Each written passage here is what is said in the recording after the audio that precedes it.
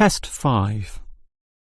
You will hear a number of different recordings and you will have to answer questions on what you hear. There will be time for you to read the instructions and questions, and you will have a chance to check your work. All the recordings will be played once only. The test is in 4 sections.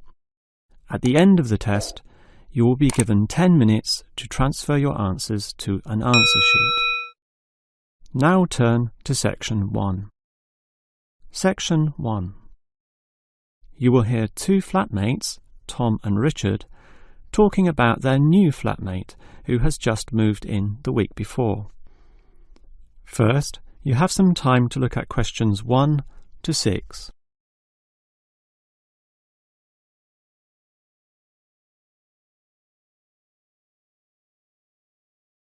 You will see that there is an example that has been done for you.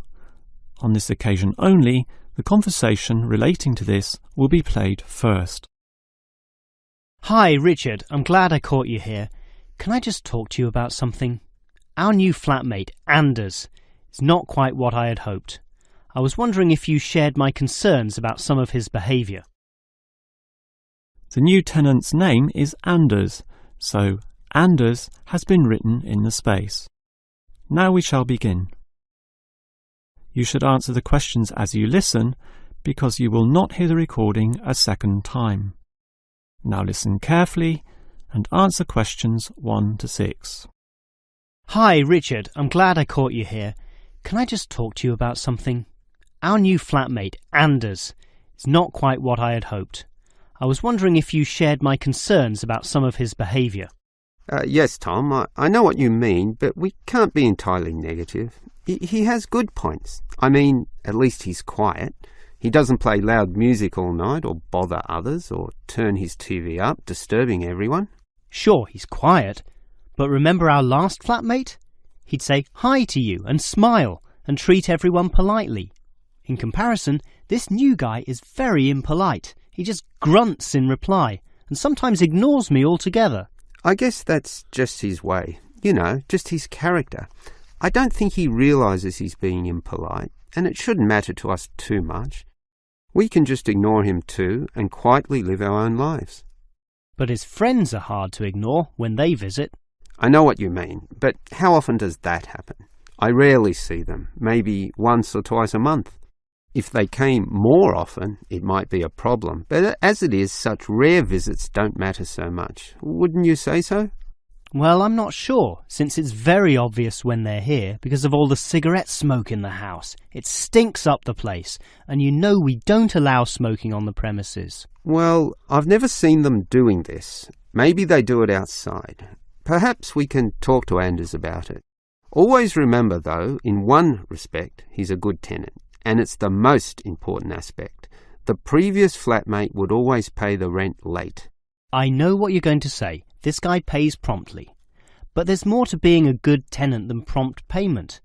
I mean, you need to turn off the TV, clean up your dishes, dress respectably, be polite, and so on. I guess what I'm saying is that basically you need to cooperate with the others, and this new guy fails significantly in this respect. Okay, I suppose you have a point there. Before you hear the rest of the conversation, you have some time to look at questions 7 to 10.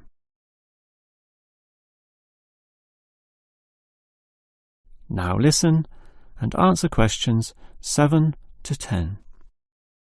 I tell you what, Tom, why don't we talk to our new flatmate, Anders, about these issues? If we throw him out, we'll have to go to all the trouble of finding another flatmate, who might not necessarily be much better. So, let's give the current guy a chance. Here, I've got a piece of paper, so let's make a short list of issues to discuss with him. Get it out into the open. Sure, we'll give him one more chance. So write communication, and let's tell him to... Well, we can't change a person's personality overnight. So why don't we have a weekly tenants meeting, and we can just ask him to attend. That way we can get to know him better. I'll write attend meeting, and we can take it from there. OK, but we have to tell him about his friends. They can't just do whatever they want. Write a heading Friends, and then write don't smoke anywhere, inside or outside. Well, instead of being so direct and possibly causing offence, I'll just write follow rules and verbally mention the rules. TV off by 10 p.m, no loud music or bad behaviour, including smoking. OK, do that, but I still think we need to specifically mention that last issue. You know how I can't stand the habit. So I'd like this to be another and separate point. Cigarettes, strictly forbidden. And it's important to include the strictly here. We can't pussyfoot around too much. Sometimes directness is necessary. OK, I'll write that. Forbidden. OK. And what about cleaning duties? Anders is a little too relaxed about that. Dishes are sometimes not washed, dirty teacups are left around the place, and so on. So, right, must do better. Yeah, again, Tom, he might take that personally, and it could cause a scene. I'd rather be general. I'll write must be done, and I'll tell him that that's for everyone, not just him. OK? OK, as long as he gets the message. That is the end of section 1. You now have half a minute to check your answers.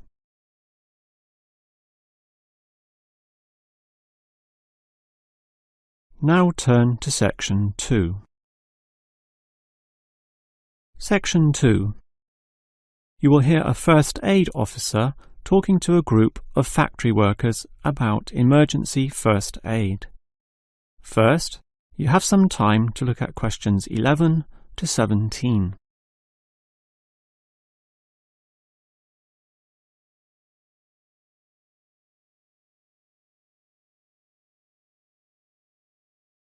Now listen carefully and answer questions 11 to 17.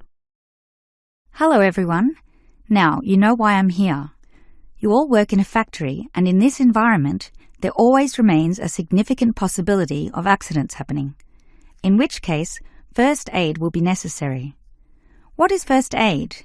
It is the provision of emergency on-site care when an injury occurs, and it is essential for everyone to know, if only simply, the steps which must be followed. There are, of course, minor injuries which may happen, not needing further medical care beyond the intervention of the first aider, but you can never be sure. Thus, the following steps must always be followed. These can be abbreviated to the words Dr. A, B, C. In other words, D, R, A, B, C. The D stands for danger, and that's the first issue to keep in mind. When an accident happens, immediately ascertain that the environment is safe. That, for example, nothing else will fall or break or cause accidents.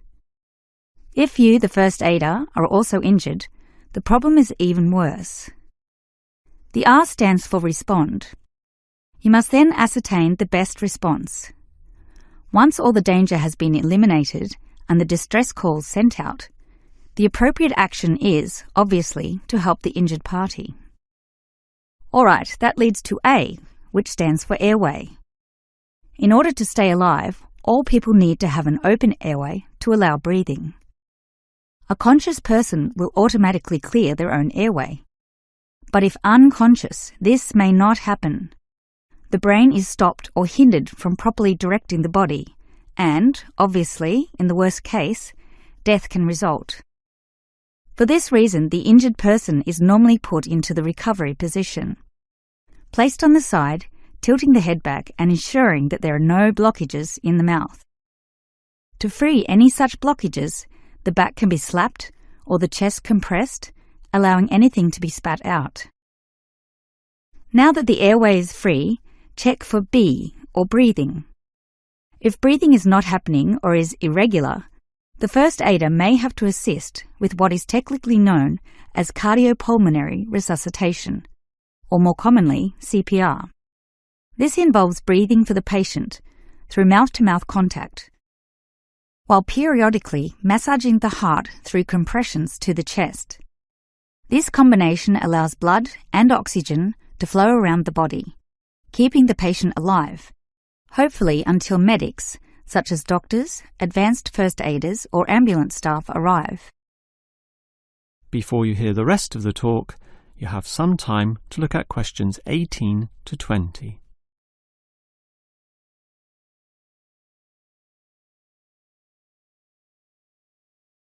Now listen and answer questions 18 to 20. Now, it's certainly good to have knowledge of emergency first aid, but, obviously, the best situation is simply not to have accidents occur in the first place. For that, you need to be aware of safety issues, but just saying "be aware" does not usually achieve much. It is more important to have an appointed person whose job is to ensure awareness and work safety. Safety inspections would obviously be part of their job, whereby they can make sure, for example, that the first aid boxes are fully equipped. Another idea is to put posters on the walls, but, interestingly, research has proven that these tend to be ignored, becoming just part of the wallpaper, seen but not put into practice. It is much better if everyone is just instilled to not be reckless, that is, to not rush into situations without thinking about the possibility of accidents. And instilling this mindset is part of the job of the safety officer.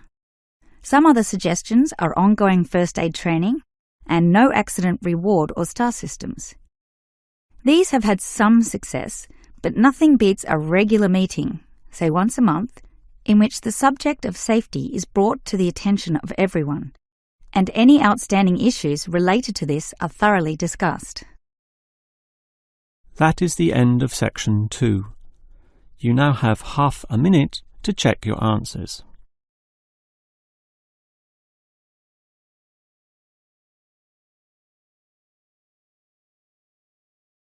Now turn to section 3. Section 3. You will hear two students, Frank and Nicole, discussing their research on university waste. First, you have some time to look at questions 21 to 25.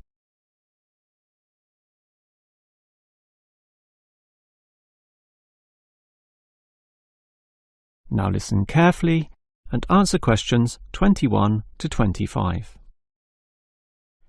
Hi, Nicole. As you know, we've got to decide on the best ways this university can reduce its waste. You inspected the eastern campus and I did the western buildings. Did you do all the interviews as well? Yes, I interviewed all the staff, who made some good observations, and I interviewed some of the students. The students said little that was interesting. They don't seem to care that much. It was the cleaners, surprisingly, who revealed the most relevant facts. That's not surprising to me.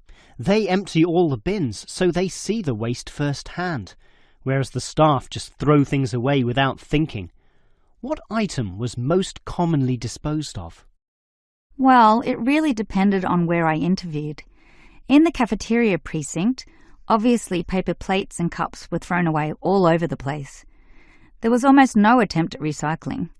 However, across the university in general, it was paper copying that filled up most bins, far more than plastic or other forms of waste. Do people care about this, then? Well, some do, if you can believe them. I must have interviewed about 30% of customers in the cafeteria, and the results were mixed. Out of all the people I interviewed, well over half, maybe about 55% of them, were quite honest about it, telling me that they had little concern. The other fraction, 45%, were more troubled. Yes, but do they do anything about it? Surprisingly, quite a significant percentage do something, even if they aren't particularly concerned. I mean, small things. About 10% bring their own cups to the cafeteria, for example, and at least 1/3 said they use recycling bins. So, in total, it's an equal split between those who do something or those who don't. So why do so many people remain inactive, particularly over an issue they should care about more? I think they do care, and many of them are prepared to do something. Obviously, there's an element of laziness, but I'd say that it's relatively small. If they knew what to do, and if stringent systems existed, or if the importance of this was made clearer to them, I'm sure you'd see a much larger percentage of people actively working towards helping our environment. Well, There's cause for optimism at least. Before you hear the rest of the conversation, you have some time to look at questions 26 to 30.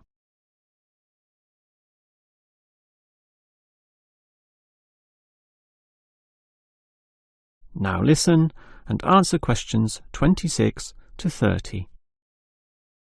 Clearly then, there's a significant waste of paper here at this university, so I've worked out one practical suggestion which could help reduce it, specifically the waste from the excess photocopying.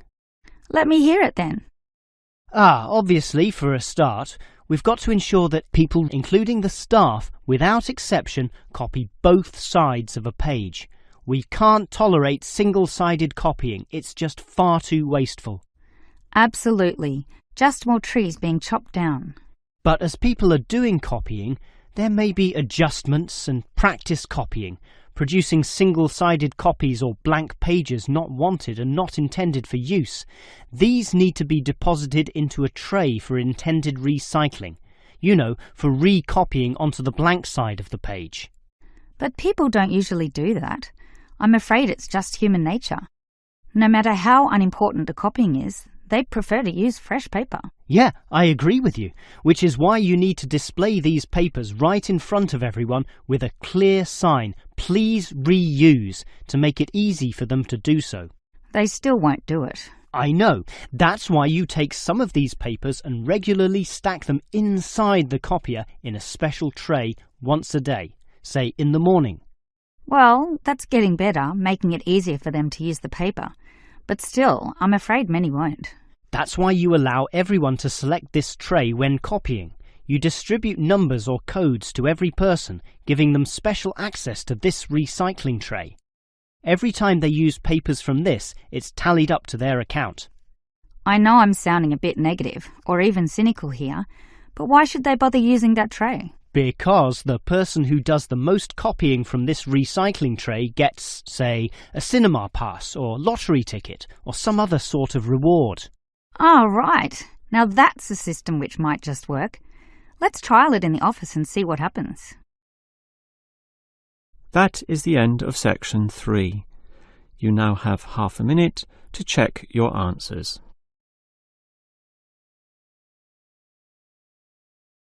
Now turn to section 4. Section 4. You will hear a lecturer discussing techniques for removing carbon dioxide from the atmosphere. First, you have some time to look at questions 31 to 33.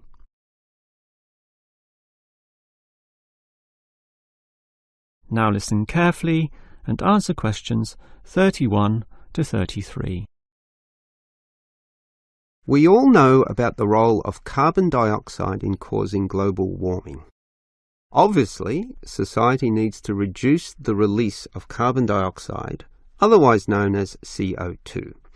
This gas comes from the burning of fossil fuels, such as coal and oil, and it is virtually impossible for society to prevent or even limit such activity. Our need for energy and power is just too great.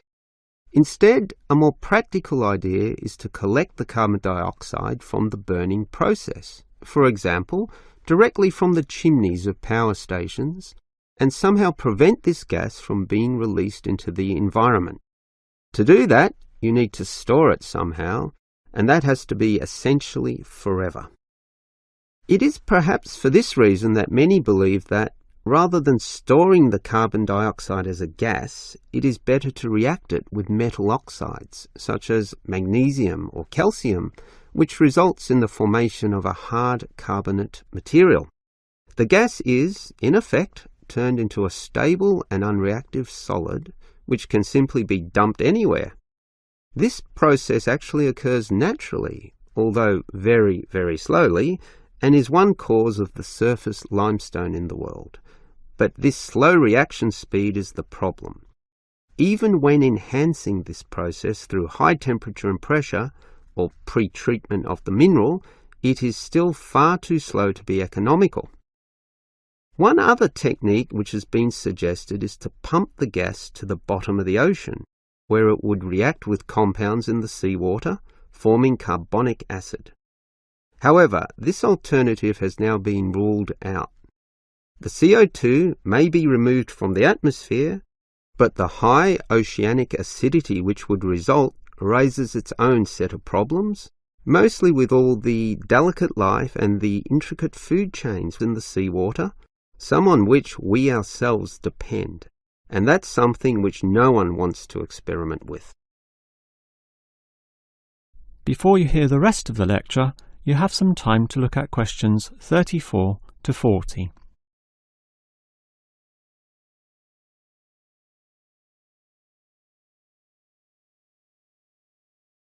Now listen and answer questions 34 to 40. Perhaps because of the lack of alternatives, the most commonly discussed solution to the problem of disposing of carbon dioxide is to pump the gas underground, a technique known as geosequestration. In this system, the CO2, for example, could be pumped into underground pockets within depleted oil wells or disused coal tunnels. This carries, however, three serious disadvantages, namely the risk of leaks, the considerable costs involved, and finally the unproven effectiveness. Let us look at those three disadvantages in detail. Firstly, there is the risk of leaks. Although the gas would be deep and sealed over by masses of rock and earth, the huge pressures in these spaces would turn the gas into a liquid state, capable of moving through rock fissures or faults. This could allow the gas to eventually be released to the surface. Since CO2 is heavier than air, and thus pushes oxygen aside, such leaks could result in the suffocation of thousands or tens of thousands of people, certainly not a consequence to be taken lightly. Natural CO2 leakage from volcanic buildup has already witnessed such deadly events. The other problem of geosequestration is the cost. The time and effort spent on materials and construction, primarily the pipework through which the gas would travel, does not come cheaply. So, if this system were to be implemented in, say, coal-fired power plants, the extra cost would have to be paid by the electricity user, whose bills would almost double as a consequence. Few people are prepared to pay this much simply to make a small dent on the effects of global warming. And this leads to the final problem. The most basic question is whether geosequestration actually reduces global warming. The problem here is that the energy needed to create and drive the sequestration process would require approximately a quarter of a coal-fired electricity plant's output. In other words, the plant would have to burn 1/4 more of its coal just to account for the sequestration of the carbon dioxide. And with coal producing other noxious pollutants, such as sulfur, ash, and heavy metals, the environment is hardly benefited at all. Nevertheless, there are many active experimental efforts underway, primarily in oil production sites. These are small, but intensively monitored and analysed. All we can say now is that the jury is still out on whether underground carbon storage will one day be feasible. That is the end of section 4. You now have half a minute to check your answers.